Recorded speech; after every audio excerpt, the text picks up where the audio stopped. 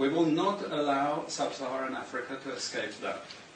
Okay, we do everything to keep sub-Saharan Africa where it is, also impoverished. It's absolutely vital for the prosperity of everyone else. So let's get clear about that. Okay, and this means all the economic structures, all the global institutions, and the economics we teach everyone is all designed to keep Africa exactly where it is. And whether it is Europe or US or now China, it's always the same. We need Africa to be impoverished because we need those raw materials and we need them dirt cheap. Okay, so that's the message. It doesn't mean to say that there's nothing Africans can do. Of course there is. Okay, but this is the opposition that they're fighting. This is what it's about. Because if Africa does do something different, I assure you living standards of all those in Europe and North America and Asia is going to fall. Okay? And that is a big price to pay. I assure you that the West is not going to allow that without a big fight. Okay, so this is what it's fundamentally about. What I want to show you is how these structures are operating.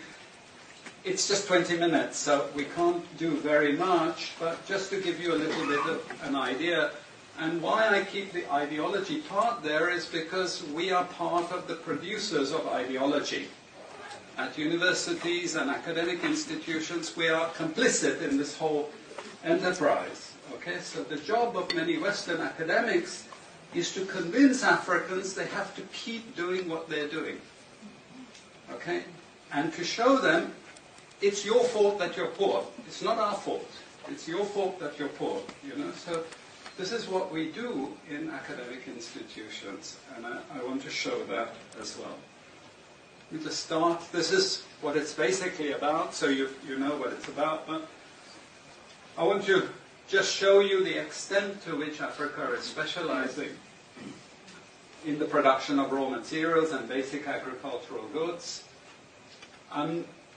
We know the basic forces that have caused this underdevelopment. We know it's colonization. I will not discuss that very much because my colleague speaker is going to go into some aspects of this. But I do want to discuss the global economic structures, the global financial institutions, and economic ideology, briefly, to give you a flavor of those. Let me start with this. You can't really see it so easily, but if those of you who are interested, you want the PowerPoint, I'm sure we can make it available to you. But the thing that you really need to see is the top line. Okay? And the extent of dependency is captured by this statistic at the top. Okay? And you compare it with all other income groups, and what you see is essentially in that one statistic how dependent sub-Saharan Africa is on raw material production. Okay? This is the very heart of what makes sub-Saharan Africa beat. Okay?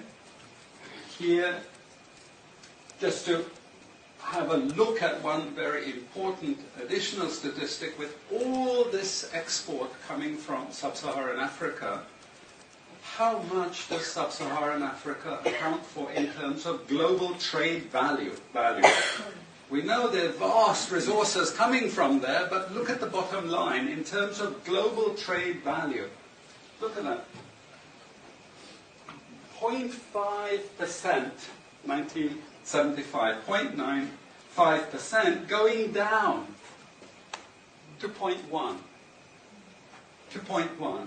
Meaning that with all these vast resources being produced, how much are they getting for it? Nothing.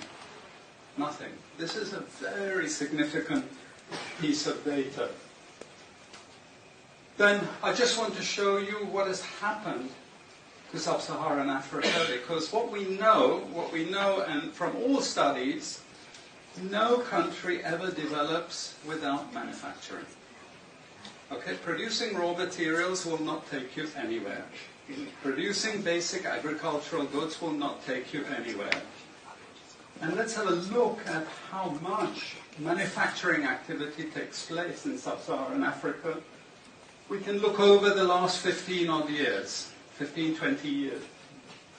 And we see manufacturing has actually declined as a percentage of the total. This is percentages of total production in sub-Saharan Africa. How much of it is accounted for by manufacturing? So this figure here is 17% of the total. Most of the rest, when we talk of industry, it includes manufacturing, but the bulk of it is mining. Okay? Raw material extraction. This is the bulk of it. And here we see actually raw material extraction has stayed the same. What has caused industry to fall is the fall in manufacturing production.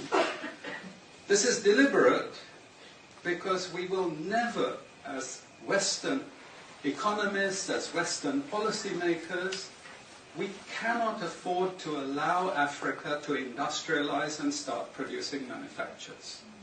Okay, so we will do everything to stop that. And I'm going to show you how we actually block that.